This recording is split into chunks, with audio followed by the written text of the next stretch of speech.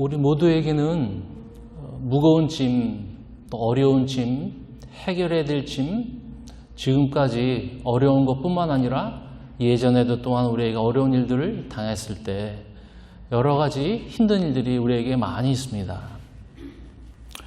여러분들은 어떻게 어려운 짐, 그 힘든 짐들을 어떤 마음으로 여러분 그 문제들을 해결하려고 하십니까? 어느 조사를 보니까요, 목사님들 그 400명 대상으로 한번 설문지를 조사한 적이 있어요. 특별히 400명 중에 목사님 중에 목회를 하시다가 문제가 생겨서 그만두신 분, 뭐 불륜이나 돈 문제나 윤리적인 문제로 잘 하시다가 중간에 이렇게 한마디로 그만두신 분들, 안 좋게 그만두신 분 400명 대상으로 이렇게 설문지를 했습니다.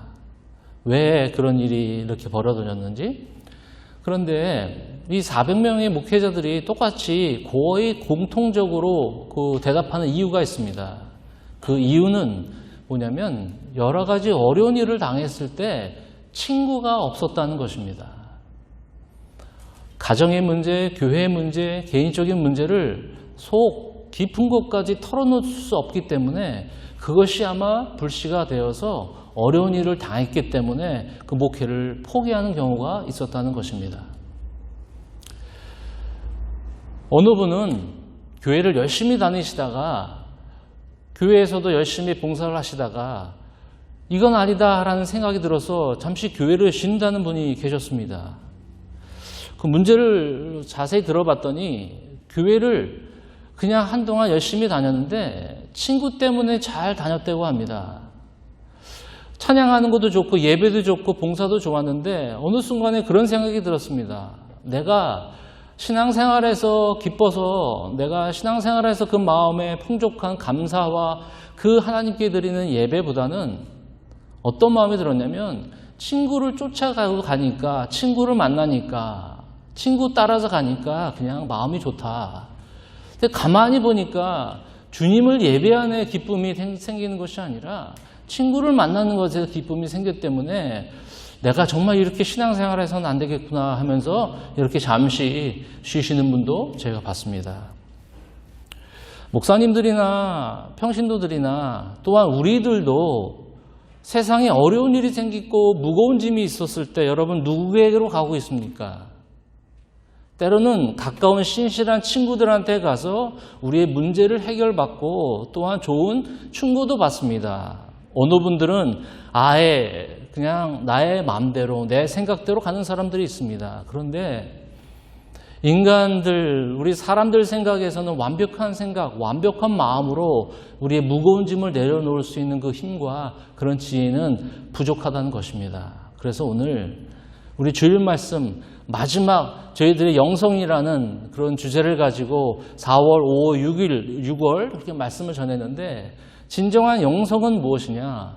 무거운 짐을 내 혼자 해결하는 것이 아니라 같은 사람들끼리 그 무거운 짐을 해결하려고 노력하는 데서 끝나는 것이 아니라 우리 무거운 짐을 주님 앞에 내려놓았을 때 그것이 가장 안식의 길이고 그것이 가장 큰 쉼의 길이라는 것을 저와 여러분이 꼭 기억하기를 간절히 바랍니다. 인생이 막혔을 때 무거운 짐을 지고 갈 때 우리는 어디로 갈 것인가? 그런데 교회 와서 많이 듣는 이야기가 주님께 가십시오, 주님께 기도하십시오. 근데 너무 추상적입니다. 이런 얘기들은 아니 보이지 않는 하나님께 어떻게 간다는 말일까? 하나님이 어디 계신다면 찾아가라기도 할 텐데 내가 믿음이 있고 내 마음에 주님을 모셨는데 내가 어떻게 주님께 갈 것인가? 어떻게 주님 안에서 누릴 수 있는 것인가? 그 구체적으로 저와 여러분이 두 가지 정도 이 말씀을 통해서 바로 우리가 그 지혜를 얻기를 간절히 바랍니다. 누구나 다 힘든 일을 경험하는 것 같아요. 누구는 큰 일이라서 무거운 짐이 되고 누구는 작은 일이라서 무거운 짐이 아니라 큰 거 작은 일이든 무엇이든지 모든 사람들한테 참 무거운 짐들입니다. 한 사람이 사막을 횡단했습니다. 거의 한 달 정도 물을 조금 가지고 한 달 동안 사막을 횡단했습니다. 그래서 횡단을 마친 다음에 성공적으로 그 사람한테 물어봤습니다. 가장 힘들었던 것이 무엇입니까? 갈증이었습니까? 그 사람 대답이 아닙니다. 그럼 더위였습니까? 그것도 아닙니다. 가장 힘들었던 거는 걸었을 때 이 자그마한 모래가 내 신발 안에 들어와서 그것이 나를 가장 힘들게 했습니다. 우리가 볼 때는 뭐 그것쯤이야. 갈증이 더 힘들었겠지. 근데 그 사람한테는 그게 너무 힘든 일이었어요. 우리가 같이 신앙생활 하다 보면 이렇게 얘기해요. 너무 쉽게 얘기하는 것 같아요. 그거 그냥 기도하면 돼. 그거 예배 열심히 드리면 돼. 그거 주일날 안 빠지고 잘하면 돼. 그거 미국 생활 나 30, 40년 해봤는데 그거 어려운 거 아니야. 자꾸 비교를 하거든요. 당신의 짐과 내 짐은 더 크기 때문에. 어느 짐이 크고 작고의 문제가 아니라 그 사람한테 무거운 짐이 있다면 그 무거운 짐을 과연 어떻게 해결하는 것, 그것이 참다운 지혜인 것이고 그 참다운 지혜를 가지고 우리가 이런 이 사막 같은 인생 가운데 저와 여러분이 사기를 간절히 바랍니다. 한마디로 예수님께서 이 세상에서 이 시대에 우리에게 말씀하시는 것 딱 한 요절, 그 요절로 우리에게 말씀하신다면 바로 오늘 11장 28절 같아요. 수고하고 무거운 짐진 자들아 다 내게로 오라. 내가 너희를 쉬게 하리라. 수고하고 무거운 짐진 자들아, 과연 그런 짐들이 무엇이고 또한 그런 수고한 일들이 무엇인지, 또한 이런 것들을 주님께 나아갈 때 주님께서 우리를 또한 책임져 주시는 것뿐만 아니라 가볍게 해주시는 것이 아니라 그 모든 무거운 짐들을 책임져 주시는 하나님이심을 저와 여러분이 꼭 잊지 않기를 간절히 바랍니다. 첫 번째, 주님 안에서 누리는 쉼, 나에게 오라. 또 구체적인 것 말고 좀 추상적인 거 말고 구체적으로 주님 안에서 누리는 삶이란, 예수님 안에서 누리는 삶이란 근심 대신 예배로 나아가는 것입니다. 무거운 짐과 수고가 많은 짐들은 바로 우리에게 가지고 있는 근심들입니다. 그 근심 대신에 예배로 바꾸라는 것입니다. 근심과 예배는 나오는 그 근원과 소스가 한 곳입니다. 우리의 마음 정확히 한 곳입니다. 이 두 가지가 우리 마음에 같이 있을 수가 없습니다. 근심은 우리 마음에서 일어나기 시작합니다. 근심은 또한 일어나지 않는 일들에 대해서도 근심하기 시작합니다. 누가 얘기하죠? 거의 7, 80%는 일어나지 않을 일에 대해서 근심한다는 것. 그 근심도 또한 과거에 있었던 일들도 근심하기 시작합니다. 현재의 어려움은 한번 5%, 한 10%? 이전이나 앞으로 있는 것들, 그 모든 근심, 모든 무거운 짐들이 내 안에 가득 찼는데 그 안에 예배가 들어가고 찬양이 들어가야 되는데 그 예배 대신에 근심과 찬양 대신에 걱정이 우리 마음속에 가득 차 있다는 것입니다. 한 소스입니다. 이 반대, 근심의 반대는 편안함이 아니라 근심의 반대는 하나님을 믿는 자들에게는 하나님께 나아가는 찬양과 예배입니다. 두 가지 같이 있을 수가 없습니다. 차를 타고 가다가 엔진 사인이 날 때 여러분 그 안에 이 차가 무슨 문제가 있겠구나라고 생각하지 않습니까? 아, 차가 문제가 있겠구나. 그런 사인이 있는 것처럼 내 마음에 근심이 있다는 것, 어려운, 무겁고 힘든 짐, 내가 해결할 수 없는 모든 짐, 마치 예수님한테 18해, 더 40년, 아니 고칠 수 없는 모든 병을 다 찾아봤지만 없었지만 예수님께 나아간 것처럼 근심이 내 마음에 쌓여져 있는 것들을 바꿔야 되는데 그 바꿔야 될 내용이 바로 하나님께 예배와 찬양이라는 것입니다. 여러분, 근심이라는 게 흔들의자 같아요. 뭐든지 막 이렇게 요동은 치는 것 같아요. 애쓰고 노력하는 것 같아요. 근데 다 그 자리입니다. 앞으로 갔다 뒤로 갔다. 근심에도 해결할 방법이 없습니다. 인간적으로 머리를 써도 그때뿐입니다. 세상적인 방법, 그 방법은 항생제 역할입니다.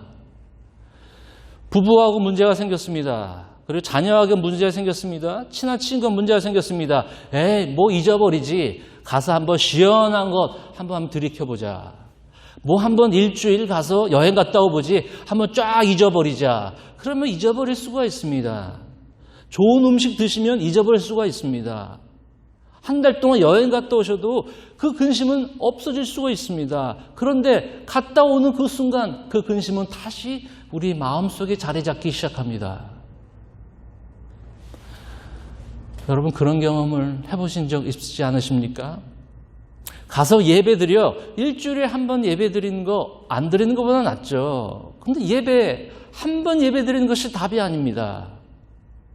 우리의 마음에 무엇이 우리 마음에 들어있느냐가 중요한 것입니다. 끝이 없습니다. 좋은 사람 만나지 못해서 나중에 만나면 또 애를 가져야 되고 또 근심 시작합니다. 애를 낳으면 애를 어떻게 키우는지 또 근심합니다.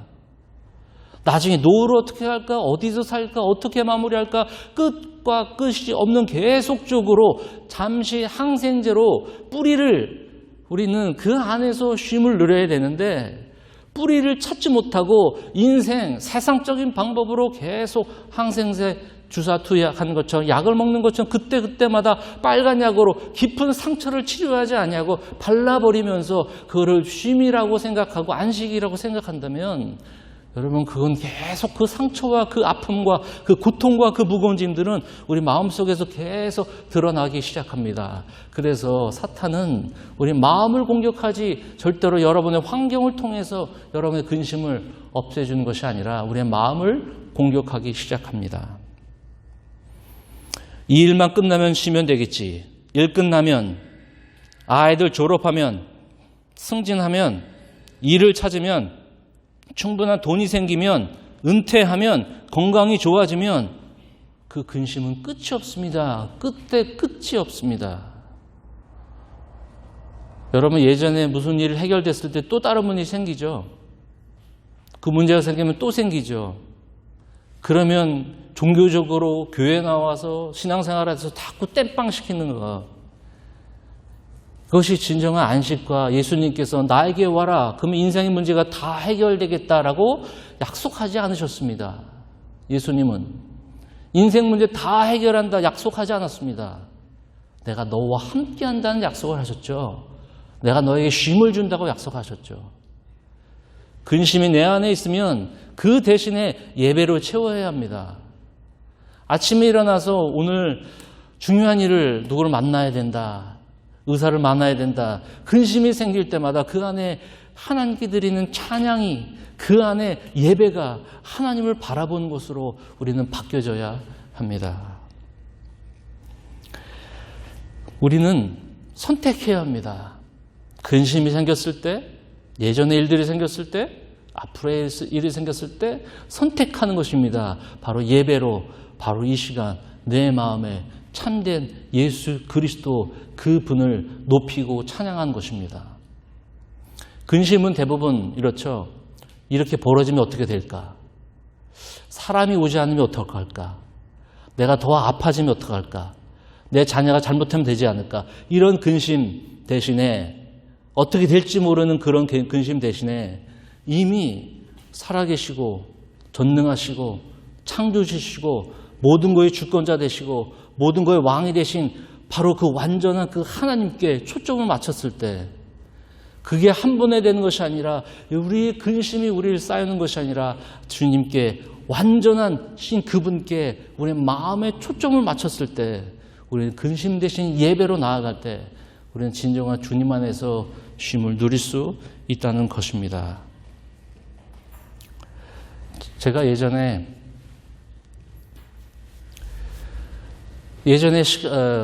멕시코 한번 멕시코를 2주간 단기 선교를 간 적이 있습니다. 우리 팀 멤버들하고 같이 오아카라는 지역으로 그러니까 멕시코 시티 밑쪽에 좀 있는 오아카 쪽으로 가서 2주간 있는데 거기는 산악 지역이었습니다. 근데 2주 동안 머무르면서 한 곳에 가려면 평지가 아니라 산악이라서 거의 한 4-5시간 올라가야지 마을이 있는 곳이었습니다. 거기 있는 선교사님하고 같이 올라갔습니다. 힘들게. 그래서 4-5시간인데 저희 몸 가지고 한 7시간 올라갔습니다. 그런데 딱 하루 거기 있는 사람들하고 예배드리기 위해서. 그런데 어떻게 기가 막히게 날씨가 좋은 날 하필이면 그날 비가 오기 시작했습니다. 이 마을 사람들은 비가 오면 나오질 않는데요. 그래서 우리는 걱정했으면 비가 내리기 시작하는데 7시간 우리가 올라갔는데 근데 거기는 우리 팀 한 분이 이렇게 얘기하더라고요. 우리가 여기서 걱정할 게 아니다. 그럼 여기서 우리가 하나님께 찬양하자고. 우리 모임 시간은 아직 몇 시간 안 남았지만 우리 여기서 같이 찬양하자고. 그래서 이 찬양이 그거예요. 주 하나님 지으신 모든 세계, 주님의 높고 위대하심을. 환경적으로는 어떻게 할까? 이거 다 낭패 아닌가? 하루 그냥 버린 거 아닌가? 그런데 그 마음에 근심 대신에 주 하나님 지으신 모든 세계, 그 하나님, 그 인생, 삶의 세계, 그 지구의, 아니 우주의 중심 대신 그 하나님께 초점을 맞추니까 근심 대신에 정말 그 하나님에 대한 높은 찬양이 우리 안에 들어오니까 이 찬양이 10년, 20년 전에 불렀던 그 찬양보다 더 값진 찬양이 되더라고요. 근심 때문에 찬양이 나오는 것이 아니고요. 근심 안에서 찬양이 나오는 것입니다. 어려움 때문에 찬양은 나올 수가 없습니다, 여러분. 근데 어려움 안에서 우리는 찬양할 수 있습니다. 왜냐하면 우리의 몸에, 우리 영혼에, 우리 인생의 주관 대신 오직 그 하나님이 우리를 너무도 잘 아시기 때문에 우리 마음에 우리가 꼭 근심 대신 주님께 나아가는 그런 찬양과 예배가 되기를 간절히 바랍니다. 그래서 아침에 출근하실 때 찬양을 들으시고 또한 항상 갑자기 우울하다, 갑자기 걱정이 사무친다 그러면 내 안에서 그 근심 대신에 하나님을 찬양하고 하나님이 누구신지, 하나님이 어떤 분이신지 그거를 찬양을 돕기 위한 그 하나님의 높임으로 여러분 우리의 마음속을 다시 한번 주님께 채우시기를 간절히 바랍니다. 두 번째는 나에게 오라. 종교적인 규칙 대신에 관계로 우리를 부르시는 겁니다. 무겁고 수고하고 짐진 자들아 다 내게로 오라. 추상적인 거 말고 구체적으로 종교적인 규칙 대신에 관계예요. 믿는 사람들의 가장 무거운 짐들이 뭔지 아십니까? 기도해야 되는데, 말씀 봐야 되는데, 전도해야 되는데, 금식해야 되는데, 내 육신이 약해서 교회 가면 목사님이 뭐 하라는 얘기하지, 옆에 있는 아시는 분들이 뭘 공부하자 그러지. 참 이거 내가 해야 될 게 너무 쌓여있는데, 인생이 할 것도 많은데, 이것도 할 것도 많은데 뭘 교회에서 이렇게 하는 거, 교회 가는 것도 이렇게 힘든데 뭘 이렇게 하라는 게 많은지. 예수님께서 종교적인 규칙으로 여러분들 우리에게 무거운 짐을 주시는 분이 아니시죠. 하나님께서 이걸 안 하셨다고 여러분들이 뭘 하나 안 했다고 해가지고 저쪽엔 사감 선생님처럼 이렇게 마크해놓고 너 나중에 이거 안 해서 너 이렇게 잘못된 거야. 그런 분이 아니시라는 것입니다. 이때 당시 서기관들과 바리새인들이 이 율법적인 사람들이 뭐냐면 모세를 통해서 주셨던 율법을 가지고 사람들을 다 점검하기 시작했습니다. 그래서 이스라엘 사람들한테 이 모세의 율법 이 책을 보고 너 이거 잘못됐어. 너 그러면 안 돼. 너 그래서 죄인이야. 다 체크하는 거예요. 너 안식일에 너 이런 일 했어? 너 안 돼. 그러니 사람들 다 죄인이에요. 이렇게 비판하는 자기만 의로운 사람이 되는 겁니다. 그렇게 비판받으면 여기서 의로운 사람 아무도 없습니다. 우리가 종교적으로, 의무적으로 가지고 있는 종교적인 규칙이 우리를 더 무겁게 할 수 있어요. 그런 종교적 규칙 대신에 주님께서는 말씀하셨어요. 이걸 하라가 아니에요. 먼저 나에게 오라. 선교와 전도도 가라라고 하셨어요. 근데 먼저 오라, 나에게. 그 다음에 가는 거예요. 가는 거는 나중에 가도 돼요. 주님으로부터 큰 은혜와 사랑을 받은 다음 그 감동을 가지고 나가는 거예요. 주님께서 먼저 우리에게 말씀하세요. 너는 나에게 먼저 와라. 수고하고 짐진 자들아, 너 해결하지 말, 그 해결을 다 해놓고 오라는 것이 아니라 그 짐 가지고 와라. 내가 너 짐, 종교적인 짐, 내가 교회 직분이 있다고 그 직분 역할을 못한다고 그 무거운 짐, 직분에 너무 의지하지 말고 나한테 와라. 너 그거 잘못하고 저에게 목사라서 잘못해도 너 일단 나한테 와. 너 나한테 와. 완벽한 나한테 와. 규칙 대신에 관계를 오라라고 말씀하신 예수 그리스도의 음성을 여러분 꼭 들으시기를 간절히 바랍니다. 지난주에 우리 아내하고 결혼한 지가 23년이 됐습니다. 그리고 만난 지가 7, 8년이 됐어요. 그러니까 총 20살 때 만나서 지금 50, 이제 내년 50이니까 딱 30년 아예 지낸 사이가 됐어요. 근데 결혼하기 전에 많은 사람들이 얘기를 하죠. 주례 선생님, 우리 목사님도 얘기한 그 기억이 나요. 부부는 오래 참아야 되고, 이해해야 되고, 사랑해야 되고, 또 감싸줘야 되고, 보호해줘야 되고, 할 게 너무 많아요. 오케이, 결혼하면 되겠지. 근데 결혼하니까요, 참 그 룰들이 엄청 많더라고요. 우리 아내한테 같이 이렇게 살아가면서. 힘든 룰 몇 가지 말씀드릴게요. 변기를, 화장실 간 다음에 변기를 꼭 커버시트를 내리라 그러더라고요. 그거 참 저는 힘든 룰들이에요. 화장실 간 다음에 이게 변기를 꼭 내려야 돼요. 꼭 제자리는 꼭 이렇게 좀 청소를 좀 해놔야 돼요. 그래야지 이 암암리에 생기는 룰이더라고요. 뭐 샀을 때는 그거에 대한 의견을 꼭 제시해 줘야 돼요. 잘 샀네 이러면 안 돼요. 잘 어울리네 라도 이렇게 말을 해줘야 돼요. 그리고 말할 때 눈을 맞춰줘야 돼요. 눈은 TV 보고 귀는 열려지면 그게 또 안 되더라고요. 그런데 문제는 뭔지 아세요? 그런 룰들이 없을 때는 안 한다는 것입니다. 그 아내가 옆에 있을 때만 하는 척 하는 거예요. 그런데 없으면 제 마음대로입니다. 규칙이 어디 있어요, 내 마음대로. 그런데 가끔은 사랑하는 마음이 생기잖아요. 사랑하는 마음이. 그러면 없어도 청소를 해놓기 시작해요. 내가 규칙을 해서서 사랑의 마음과 그런 관계가 생기는 것이 아니라 내 마음이 먼저 사랑하는 마음이 생기니까 하지 말라 그래도 그런 룰들을 제가 하게 되더라고요.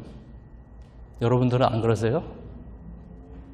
다른 사람들의 관계도 마찬가지예요. 이건 해야 되고 이건 저거 해야 되고 그걸 따라가는 것이 아니에요. 먼저 내 안에 하나님의 그 사랑을, 내 안에 그 그리스도의 사랑을 풍성히 누리고 그 다음에 규칙과 그 룰들은 우리를 어렵게 만드는 것이 아니라 좀 더 알아가기 위해서, 좀 더 사랑의 관계로, 좀 더 하나님의 은혜로 가기 위해서 만들어 놓은 그런 하나님의 말씀이라는 것입니다.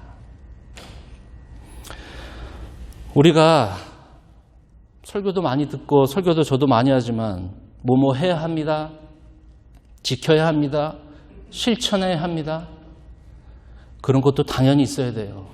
그런데 복음서를 보니까 마태, 마가, 누가, 요한 그 예수님의 행적을 보니까 굳이 해야 돼요. 실천해야 돼요. 반드시 해야 돼요가 아니라 예수님은 힘든 자, 어려운 자, 심지어 죽은 자까지 찾아가셔서 만나주셔서 터치해 주셔서 또 그들에게 함께 하셔서 그들을 다시 한번 살아나게 하시고 그들을 다시 한번 은혜로 불러주셨다는 것입니다.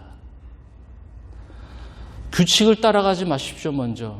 우리 먼저 그분 앞에 나아가서 관계로 더욱더 나아가시기를 바랍니다.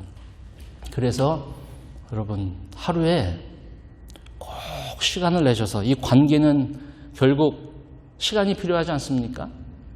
서로 시간이 없는데 관계가 좋아질 리는 절대로 없습니다.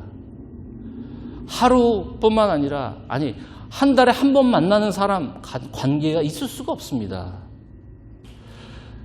부흥에 열심히 다니는 거 좋습니다. 한번 만나서 뜨겁게 열정적으로 사랑하는 게 더 관계가 좋을까요? 아니면 매일 조금씩 작은 시간이지만 그 관계를 가까이 하는 게 더 관계가 좋을까요? 결국 관계는 시간입니다. 여러분이 가지고 있는 시간, 그 시간을 매일 하나님께 이거 해야 돼? 이거 귀찮은데? 그런 규칙으로 따라하는 것이 아니라 내 안에 정말 하나님 알고 싶어하는 마음이 있나? 나에게 어려운 짐, 무거운 짐을 대신 져주실 그 예수 그리스도 그분을 알아가는 것. 하루 못해도 하나님께서 그를 뭐라고 하지 않았습니다. 뭐 하루 빠졌다고 그건 관계 중심이 아니라 그건 규칙 중심이 되는 것이죠. 주님 앞에 저와 여러분이 정말 시간, 큰 넓은 시간, 많은 시간보다 작은 이 질적인 소중한 그 시간을 잠잠히 조용히 그분의 음성을 듣고 그분이 나를 품어주시고 나를 사랑하신다는 그 약속의 말씀을 다시 한번 생각할 때 그 하나님의 사랑과 은혜가 우리 안에 거하게 되는 것입니다. 어느 사람이 차에 올랐습니다. 버스. 예전에는 한국에서 버스 탈 때는 기억나세요? 앉으면 일어서 있는 사람들이 짐을 가지고 있으면 딱 이 짐을 내놓으라고 손을 내밀어요. 그러면 자연스럽게 짐을 딱 줘요. 자기 그 가방을. 그러면 앉은 사람이 자기 무릎에 탁 올려놔요. 요즘도 그런지 모르겠어요. 요즘은 이 불안해서 못 맡길 것 같아요. 이 짐을 이렇게 들고 가면요. 꼭 학생 이 짐 줘. 내가 좀 들어줄게. 근데 참 우리나라는 참 이 정이 많은 백성이 된 것 같아요. 지금은 모르겠어요. 어느 사람이 버스에 올랐어요. 근데 어느 사람이 짐을 달라 그래요. 그래서 짐에 두세 개, 아니 세네 개 더 있었어요. 근데 그 짐을 감사합니다. 그래서 짐을 맡겼어요. 저 사람도 들어달라 그래서, 들어준다 그래서 하나씩 줬어요. 그래서 짐은 다 줬어요. 그런데 1시간 버스 타고 가니까 그래도 불편한 거예요. 그래도 몸이 아파. 아니 이상하다. 내가 무거운 거 짐 다 올려놓고 버스 타고 맡겼는데 내가 왜 몸이 아직 아프지? 생각해 보니 짐만 맡기고 자기 자신은 그 자리를 앉지 않습니다. 짐만 맡기고 자기 자신은 그 의자에 앉지 않습니다. 종교적인 규칙으로는 짐들을 다 내려놓을 수 있어요. 하나님 이거 해주세요. 응답해 주세요. 그렇게 해주세요. 해주세요. 해주세요. 실질적으로 내 자신은 하나님께 가지 않습니다. 내가 자리에 앉아야지 편안한데 내가 내 몸이 내 마음이 하나님께 먼저 가야 되는데 짐이 해결돼서 하나님께 가는 것이 아니라 내가 하나님께 가야지 짐과 함께 같이 가야지 내가 그 자리에 앉아야지 내가 가지고 있는 무거운 짐뿐만 아니라 내 모든 영혼 내 마음이 다 평안과 안식에 거할 수 있다는 것입니다. 짐만 내려놓지 마십시오. 내가 규칙을 세워서 그걸 했다고 해서 그게 관계가 좋아졌다고 생각하지 마십시오. 먼저 그분과 함께 그분의 말씀과 그분의 놀라운 그 은혜를 다시 한번 기억하며 그분이 나의 하나님, 내가 너를 사랑하노라, 내가 너와 함께함이라 그런 약속의 말씀을 더욱더 기억하시기를 바랍니다. 그래서 주님과 함께 연합하라. 누리는 방법, 그 쉬는 방법은 주님과 연합하라. 이 말은 이 세상의 모든 사람들은 죄인이에요. 완벽한 사람은 없어요. 갈 자격이 아무도 없습니다. 저도 자격이 없어요. 제가 목사가 된 거 하나님의 은혜예요. 저는 자격이 없어요. 어떻게 제가 여러분들보다 하나님 기준으로 봤을 때 여러분들보다 제가 높다고 생각하세요? 절대로 아니에요. 다른 사람 눈에게는 그럴 수 있죠. 근데 하나님 눈에는 저나 여러분이나 똑같아요. 다 죄인이에요. 고층 빌딩에서 밑에 택시 사이즈가 보일 수 있어요? 다 사이즈는 그만이에요. 우리 사람 눈에는 비교적으로 보여요. 너 너무 많은 죄, 큰 죄, 너 큰 죄뿐만 용서받을 죄, 용서 못 받을 죄, 인간이 할 수 없어요. 그건 교만이에요. 하나님 눈에는 다 비판할 자격이 없어요. 다른 사람들한테 뭐라고 말할 자격이 우리 인간에는 전혀 없어요. 저도 없어요. 그런데 어떻게 우리는 주님과 연합합니까? 그래서 사도 바울이 로마서 8장 얘기한 게 있어요. 주님과 연합하라. 주님과 함께하라. 주님의 옷을 입어라. 그 말은 뭐냐면 이 세상에서 가장 완벽하신 분, 이 세상에 산 사람 중에서 완벽하신 분 오직 한 분이에요. 간디도 아니고 테레사 수전도 아니고 교황도 아니에요. 완전하신 분 오직 예수 그리스도 한 분이에요. 죄가 없으신 유일한 한 분이에요. 그분이 우리를 초대했을 때, 그분을 마음으로 영접했을 때, 그래서 예수님이 이렇게 말씀하셨어요. 그 완전하신 것들을 우리를 완전하다고 삼아주시는 것이에요. 우리가 완전히 해결된 것이 아니에요. 윤리적으로 완전히 해결된 사람이 된 것이 아니에요. 너 부족하지만 나는 완벽하기 때문에 내가 너를 감싸주고 내가 너를 의롭다고 여겨주는 것이다. 그러니까 너는 나와 연합하라.